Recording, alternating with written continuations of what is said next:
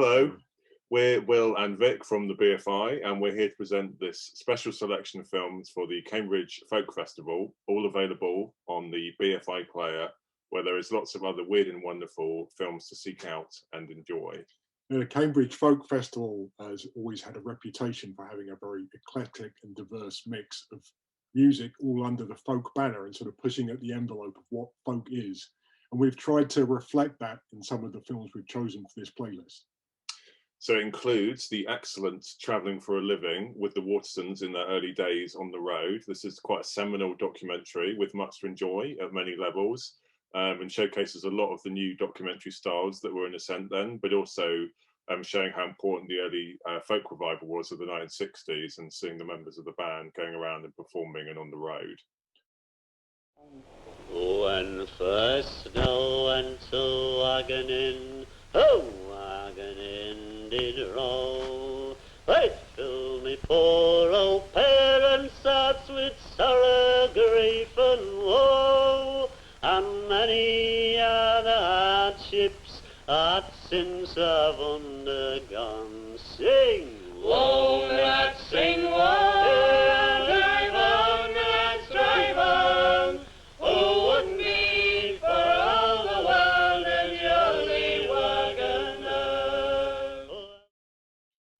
We're also going back a bit further than that, right back to the 40s, in fact, to get some real folk culture in action. A film called Border Weave, which was shot by the great Jack Cardiff, who was a brilliant cinematographer who often worked with Powell and Pressburger. And this is shot in lovely colour, and it shows women on the borders of Scotland making cloth, and it's quite a powerful and hypnotic, evocative film. And there's a lovely scene where they're singing as they handle the cloth, which is a very beautiful scene. So I hope you'll enjoy that. And there's also some old television reports, one on the second ever Glastonbury Festival. The Glastonbury Music Festival has also changed and evolved over the years, but this shows it as it was in its very early days with various folk bands and psych bands, and showing their influence in a way of the kind of pagan culture of the time and the local landscape, even referencing Stonehenge. And here we have a TV news reporter kind of intercepting and reporting on what's going on.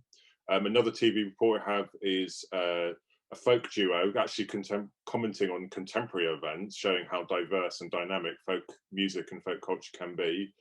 Here they sing about, in a piece called Byker Song, about the biker area of Newcastle being knocked down and redeveloped. And it's quite a kind of moving, beautiful piece with some nice guitar picking going on there. And we're going back into the 60s as well, not so much the folk tradition, but maybe the jazz tradition, as we have a film from those masters of the strange, the Bonzo Dog Doodah Band, a very weird film called The Adventures of the Son of Exploding Sausage. And if you can't figure out what that means, neither could I. It's a very strange and wonderful film, though, which sees the boys, Vivian Stanshall, Neil Innes, and all the rest, playing their bizarre, by then quite psych rock music in a farmyard. And it's a very strange and wonderful film.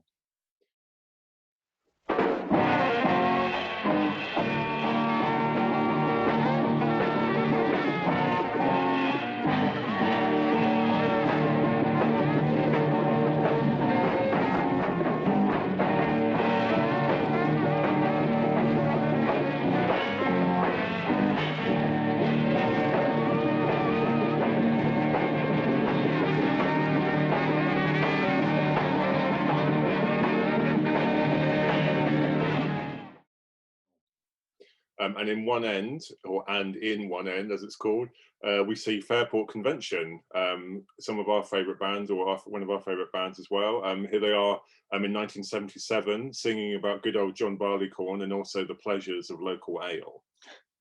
You can't beat a nice flagon of local ale, This I is always true. say. So I hope you'll enjoy one while you're watching that. And we're also focusing on Jethro Tull, Ian Anderson, very much linked with that kind of Fairport scene.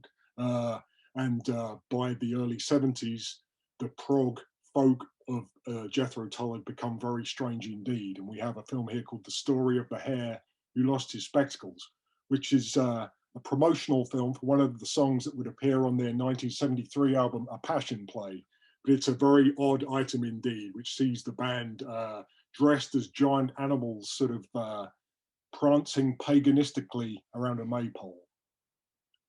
And perhaps, you know, in competition for perhaps one of the oddest films, or the oddest films on this collection, is Red, Red, Red, which itself has quite an enigmatic and unusual title. The closest thing I could think of to perhaps evoke this was, you know, the kind of happenings and films associated with the Incredible String Band. So various people dressed up as sort of medieval minstrels prancing through a Devonshire village, with also more sort of sinister scenes of bikers being accosted by the police, and then kind of art happenings in an underground cave network with some, you know, little bits of music along the way. And the whole thing sort of illustrating communal living as it was, or as a kind of utopian idea, with these darker edges in the early 70s.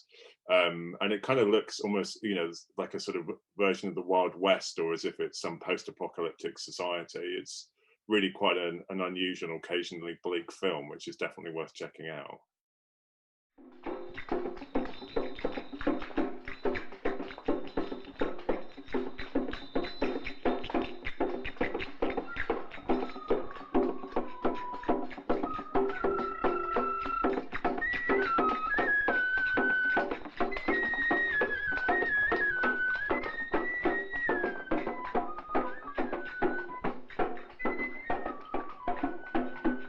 Do you remember the time?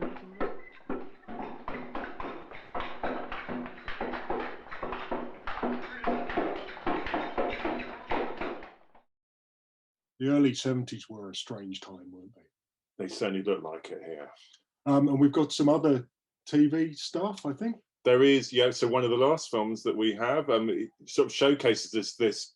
I guess this tension that often, you know, sometimes or often happens, is this sort of move from maybe being a local musician and having this sort of sense of authenticity and being in touch with the local landscape and community, to then becoming more professionalized and sort of having to deal with the pressures of making a living and being on the road and trying to make it.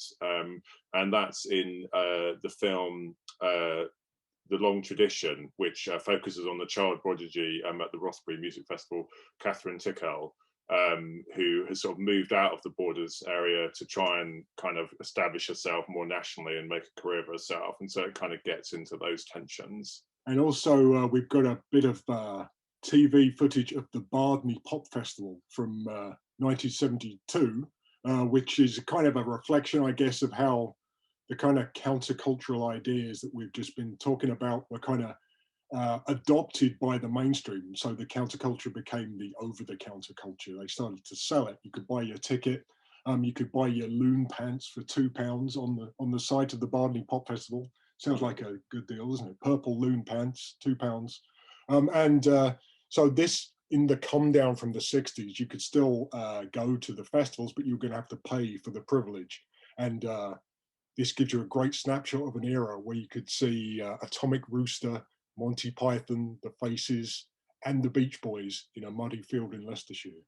So the loon pants may be £2, but all the films are available here for free, ladies and gentlemen, on this BFI player collection, specially compiled for the Cambridge Folk Festival, and we hope very much that you will enjoy them. Hope you enjoy it.